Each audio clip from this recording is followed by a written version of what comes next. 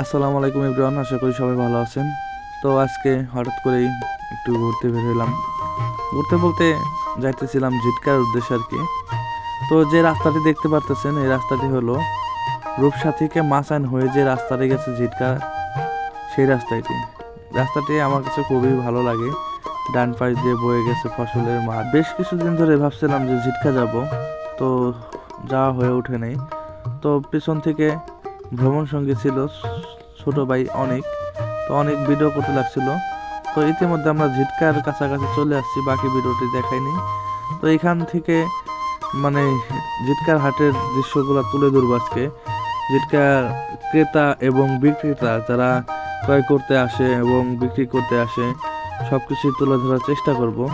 আসলে ঝিটকা হাটটা অনেক বছরের ঐতিহ্যবাহী পুরাতন একটি হাট। এই হাটের নাম ডাক পুরো মানিকগঞ্জ জেলার সবাই কম বেশি জানে। তো সেই হাটটাই আজকে আপনাকে সামনে তুলে ধরার চেষ্টা করব। তো এই হাটে মানে সাধারণত আমাদের মানিকগঞ্জ জেলায় এদিকে যতটা হাট আছে তার মধ্যে ঝিটকা, বরঙ্গাইল, ঘিওর, জাফরগঞ্জ এই কয়েকটি হাট হলো সর্বোচ্চ বড় হাট বা নাম করা একটি হাট। আমি ইতিমধ্যে আপনাদের মাঝে কয়েকটি হাটের দৃশ্য তুলে ধরছি। তার মধ্যে আমার কাছে সর্বোচ্চ সুন্দর এবং গোছালো একটি হাট লেগেছে, সেটা হলো বরঙ্গাইল হাট। ঘিওর হাটে এখনো ওইভাবে যাওয়া হয়নি বা দেখা হয়নি।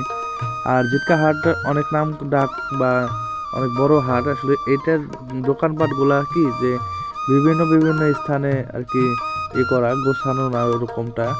আর জায়গা কম থাকার কারণে রাস্তার পাশ দিয়ে এই হাটটা মানে বসে।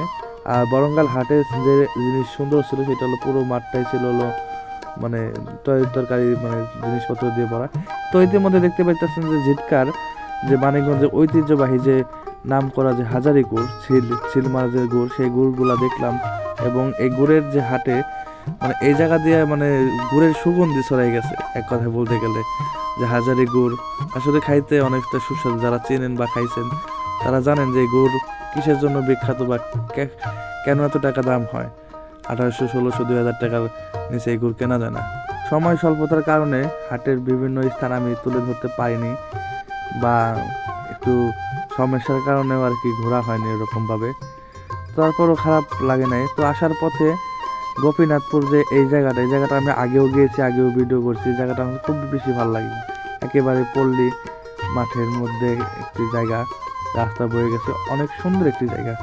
আপনারা যারা মানিকগঞ্জ জেলায় আছেন বা হরিরামপুর শিবালয় আছেন, আপনাদের যদি সময় সুযোগ হয় তো গোপীনাথপুরের এই রাস্তা দিয়ে একটু ঘুরে আসবেন, দেখবেন কি ভালো লাগবে। গ্রামীণ সুন্দর সুন্দর প্রাকৃতিক দৃশ্য দেখতে হলে আমার পেজটি ফলো দিয়ে পাশে থাকবেন এবং সাপোর্ট করবেন।